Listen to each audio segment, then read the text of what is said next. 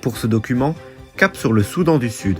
La région est frappée de plein fouet par la montée des eaux. Depuis environ 2 ans, le Nil blanc déborde et inonde la quasi-totalité des habitations. C'est pour cela que plus de 300 habitants ont été contraints de s'installer sur des îles artificielles faites de boue. Habitants qui ne sont pas responsables du réchauffement climatique, mais qui en subissent les conséquences. Ils perdent tout et composent au quotidien avec l'inconfort et le manque de nourriture. Des pêcheurs arrivent à peine à vivre de leur pêche. Des plus jeunes aux plus âgés, tous vivent dans les mêmes conditions. Les équipes de France 2 ont suivi le quotidien des habitants démunis face à la situation. C'est la 5e année d'affilée qu'il est en crue. Le Nil blanc déborde, conséquence directe du changement climatique.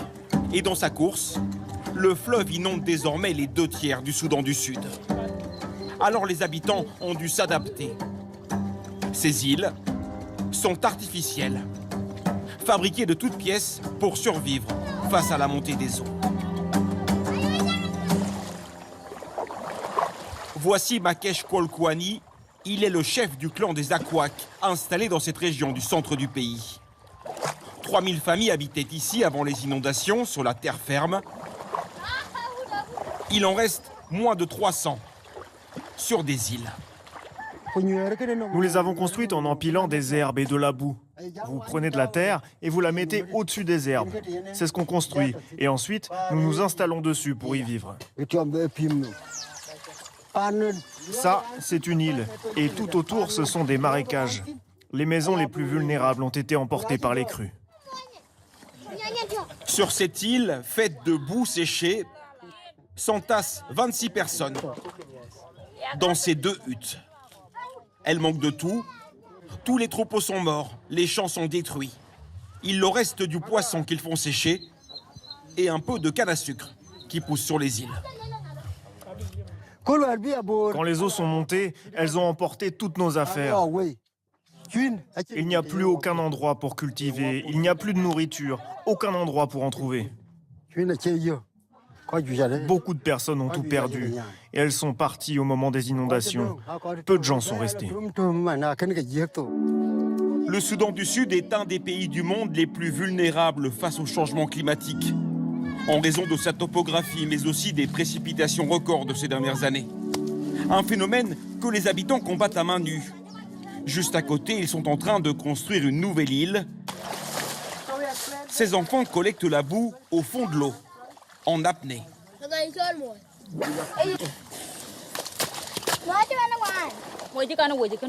Hier, les hommes ont ramassé cette boue. Et aujourd'hui, c'est moi, une femme, qui la déplace. Et les enfants ramassent encore plus de boue dans le fond de l'eau. C'est un travail collectif, hommes, femmes, enfants, et c'est comme ça pour tout le monde. C'est un travail très dur, nous avons mal au cou et au dos. Et après avoir fini, nous sommes épuisés, malades. Et dès que ça va mieux, il faut recommencer à travailler, car nous n'avons aucun endroit où aller. Eux sont restés, mais la plupart des habitants ont abandonné.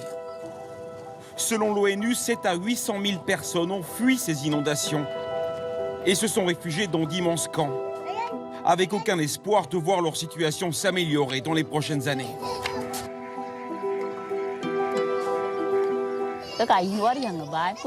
Avant les inondations, notre vie était bonne.